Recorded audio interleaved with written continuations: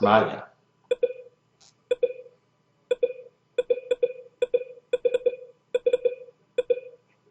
Bueno,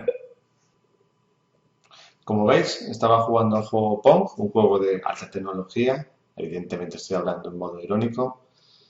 Y no se me da muy bien, iba perdiendo 0-2, así que he decidido dejar de jugar, pasar a explicaros conceptos relacionados con el curso. En concreto voy a hablar de la programación con objetos. Por lo tanto, el objetivo de este vídeo es presentar cómo se programa con objetos, especialmente el concepto de clase, de propiedad de la clase, de método de la clase y la diferencia entre instancia y clase. Para ello voy a usar el juego Pong, ya que estaba jugando antes, pues para haceros partícipes también de este juego. Lo primero que quiero que penséis es qué elementos participan en este juego. Evidentemente están los dos controladores, el controlador de la izquierda, el controlador de la derecha y la pelota. Estos son los elementos que quiero que os acordéis porque vamos a trabajar sobre ellos. Hay otros elementos como el marcador, la pared, la línea de gol izquierda, la línea de gol derecha y la pared de abajo. Pero sobre estos no vamos a hablar. Los elementos del juego Pong principales son la pelota y el controlador. Ahora quiero que pensemos en qué propiedades tiene esa pelota, o sea, qué cosas son importantes que tenga la pelota para que el juego funcione. Evidentemente debemos saber, para poder controlar el juego, es dónde está la pelota. Por lo tanto, deberemos tener la posición X e Y de la pelota durante cada momento del juego. Esta posición X e Y, aquí tenéis los ejes, el eje X sería el de abajo y el eje Y el de arriba. Como decía, esta posición X y Y, ¿qué son? Hemos de pensar qué tipo de datos son. ¿Son un número? ¿Son un texto? Son un número, obviamente. Pero dentro del número, ¿qué son? ¿Un número entero? 1, 2, 3, 4, 5. ¿O es un número que puede tener cifras decimales? En este caso, la posición solo puede ser un número entero. Es decir, la pelota estará en la posición 20-30 o en la 50-60, etcétera, etcétera.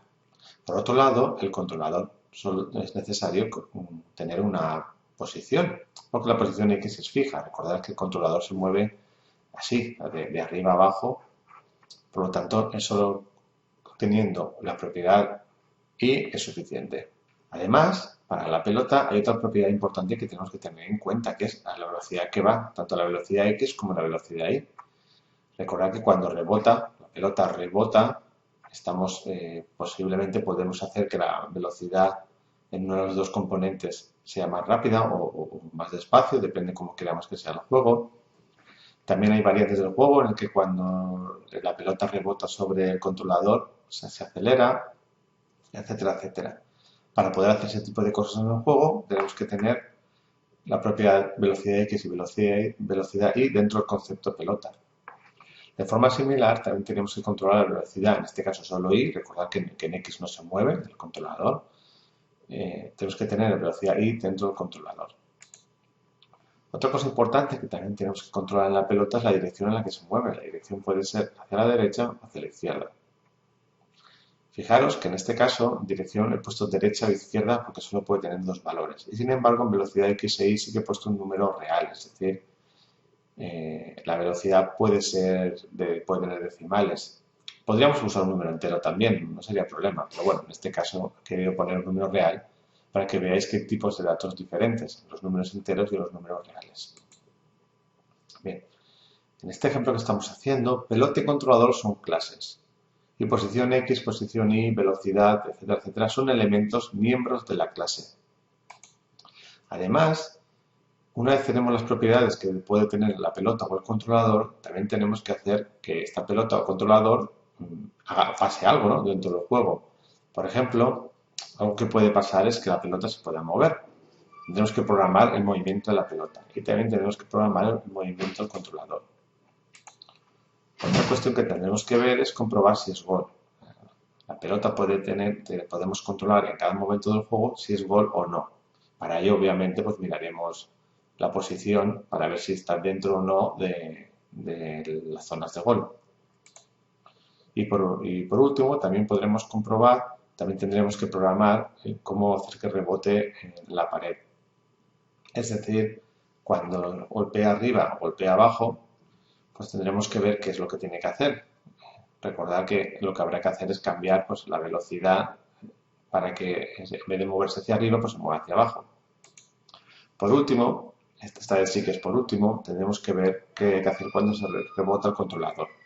Cuando rebote con el controlador, que tenemos aquí, la velocidad la tendremos que cambiar para que en vez de ir hacia la izquierda vaya hacia la derecha. Deberíamos cambiar también la dirección. Bien, importante es que os fijéis que tenemos unas propiedades y tenemos unos comportamientos. A estas propiedades les llamamos miembros de la clase y estos comportamientos les llamamos métodos de la clase. Por lo tanto, mover pelota, mover controlador, comprobar si es gol, etc. son métodos de la clase.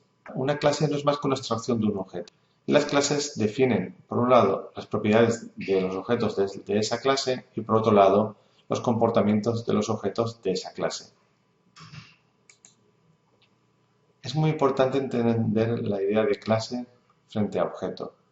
La clase controlador define las propiedades y el comportamiento de todos los controladores del juego.